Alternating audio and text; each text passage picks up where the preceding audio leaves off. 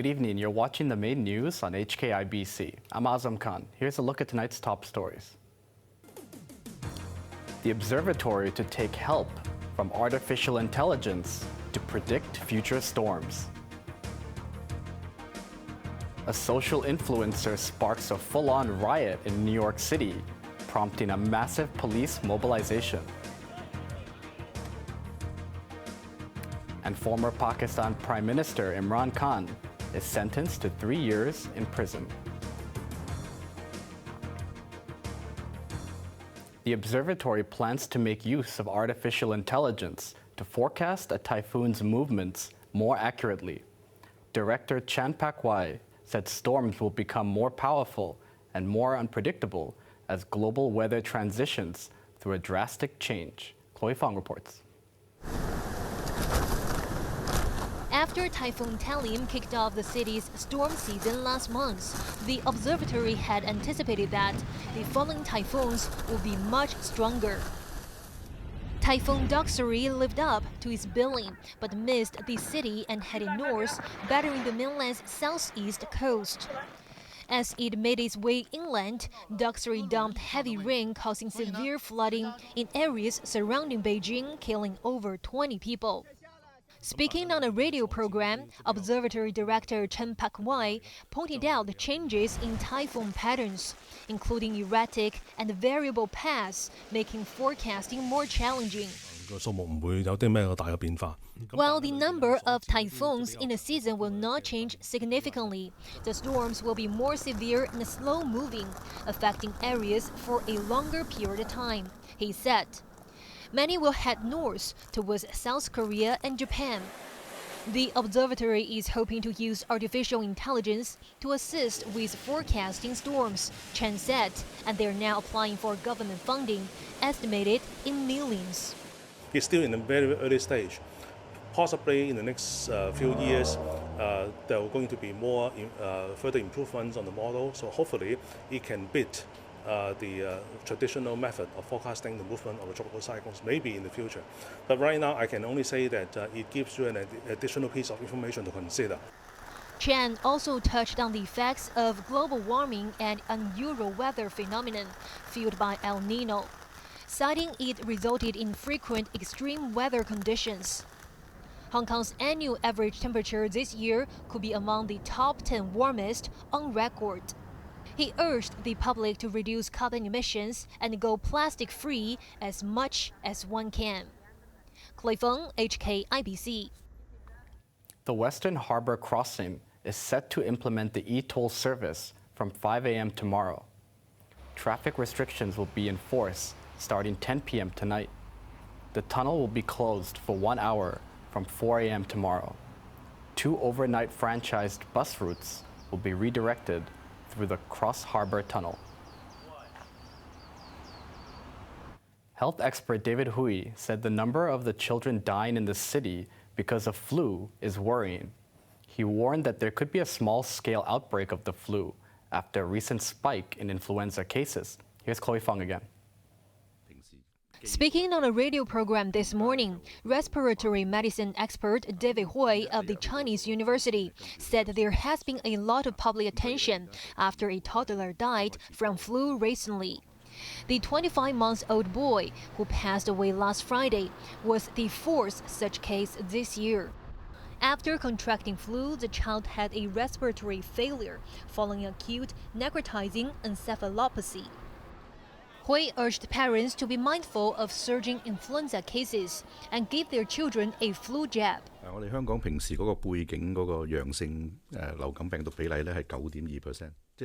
He explained that while the base rate of flu, or the rate determining the city's peak flu infections in the season, is at 9.2%. Latest data revealed that the current influenza infection rate reached 8.64%, which is close to that base rate. Admissions at public hospitals for flu-related illnesses have gone up considerably. Hui is concerned about another small-scale outbreak of flu cases in the city. As for COVID infections, Hui said those have been on the decline after reaching its peak in May, with roughly 40 to 70 cases daily. the number of deaths has fallen to less than 5 per day. He added that the city may import new COVID vaccines targeting the XBB subvariant in the coming months, as some foreign pharmaceutical companies, including Pfizer and Moderna, are developing third-generation COVID jabs. Hui also welcomed the government's proposal for setting up a drug approval agency similar to the U.S. Food and Drug Administration, as he believes it could boost local medicine research and development while attracting more drug manufacturers to settle in the city. Chloe Feng, HKIBC. A student was sentenced to a training center after being found guilty of rioting during the 2019 Polytechnic University siege. Defendant Ho Ningyan was escorted to the district court in a prison van.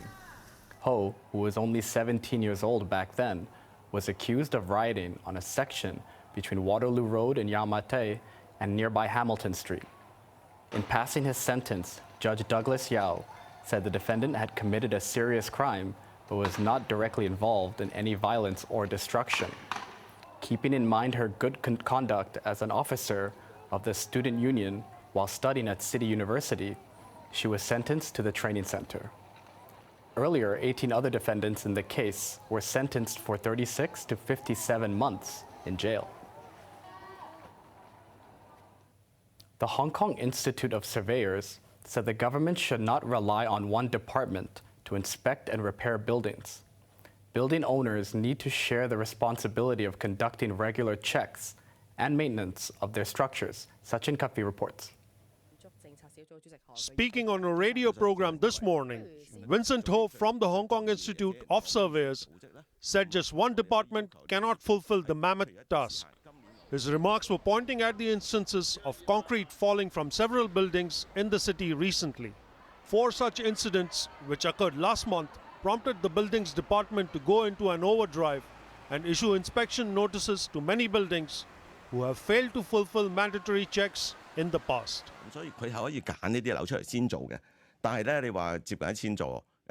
Ho said more than 1,000 structures across the city which need critical repairs cannot be handled by the department single-handedly. The owners need to take some responsibility and be more proactive and conduct external checks to assess the structural integrity of the building. It's not that difficult, Ho said. Talking on the same show, lawmaker Tony Che echoed Ho's sentiment, saying individual owners should take up some responsibility. The government can only implement regulations for proper maintenance and repair, he said. She added that government can provide grants for building owners to do regular inspections. Nearly 2,700 buildings have failed to comply with mandatory inspection orders. Sachin Kadpi, HKIBC. Police in New York City have arrested a popular gaming influencer after his giveaway event turned into a riot. 65 others were arrested, mostly teenagers, as thousands of people in Union Park prompted a massive police mobilization. This is the New York City Police Department. What started as an online post by a popular video game influencer for a giveaway event in Manhattan's Union Square quickly turned into an unruly melee involving thousands of people. The streamer, who has millions of followers and goes by the name Kai Senat, said there would be a meet and greet and video game consoles would be given away for free. The post went viral and soon hundreds became thousands, prompting the highest level of police mobilization in New York City's history, roughly 1,000 officers. When 21-year-old Senat showed up, the situation became euphoric as everyone wanted to get a glimpse. Traffic was blocked by the crowd on several streets.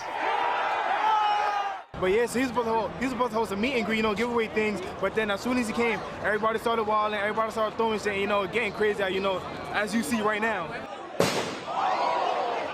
Objects, including fireworks, were hurled at police, who responded with tear gas. The crowd, mostly teenagers, scaled structures and vehicles. I'm here with my children. We came out for some streamers that were out here. I'm a parent. they're minors, so I'm making sure that they're safe. This is not a safe event. I would have preferred that this would have been with permits, just for our citizens to be safer. Police arrested 65 people, including Senat, 30 of whom are juveniles. Many were left hanging around the area with nothing to do. Once we got the influencer out of here, then the young people, the reason they came down here, the reason they all descended upon Union Square was gone. The power of social media, and I spoke about it earlier. The power of social media, the danger of social media. We went from 300 kids to a couple of thousand kids in minutes. Police plan to charge Senat on a number of counts, including inciting a riot and unlawful assembly. Pakistan's former Prime Minister Imran Khan has been sentenced to 3 years in jail on corruption charges. A court in the capital, Islamabad, found him guilty of not declaring money earned from selling state gifts. After the verdict, Khan was picked up from his home in the eastern city of Lahore and taken into custody. 70-year-old Khan took office in 2018, but was ousted by a no-confidence vote in parliament last year. He has denied all charges, saying they are politically motivated to prevent him from contesting the national elections, which are scheduled for later this year. The cricketer turned politician was also fined $451. Leaders of West African states agreed on possible military intervention in Niger unless the junta restores constitutional order by tomorrow. Coup leader General Abdourahmane Chiani has terminated military agreements with France and cut ties with the United States and neighboring Nigeria. After a meeting in the Nigerian capital Abuja, defense chiefs of a regional bloc known as the Economic Community of West African States, or ECOWAS, has drawn up a plan for military action if Niger's coup is not overturned by tomorrow. A one-week deadline had been given to Niger's mutinous military leaders who took control of the country and placed President Mohamed Bazoum under house arrest, claiming he ran a failed and corrupt state. But two nations of the 15-member group, Mali and Burkina Faso, which are under military rule after recent coup, back Niger's army takeover and have voiced opposition to foreign intervention. A former French colony, Niger's coup leaders have terminated its military agreements with France, who have troops stationed there. They have also cut ties with the United States and neighboring Nigeria and said they are ready for any battle.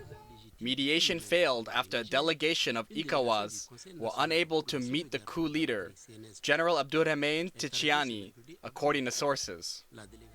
This complicates a deepening conflict in a country that was the last major security partner of the United States and Western allies in the Sahel, the vast region south of the Sahara Desert. Observers are not sure how popular the coup is among the general population, nor how likely a foreign intervention is. And finally, a runaway dog brought rush hour traffic to a standstill in the U.S. city of Philadelphia. Traffic cameras first caught sight of Enzo running along the shoulder of Interstate 95 and zigzagging through halted traffic with police in hot pursuit. Enzo eventually went off the road, and officers were able to corner him and safely place him in the back of their vehicle. He was treated at a pet care center and eventually reunited with his owner. On to the weather now. Mainly cloudy with a few showers and isolated thunderstorms tomorrow. Temperatures will range between 28 and 33 degrees. Very hot and sunny periods in the following couple of days. Now let's take a look at the weather around the world.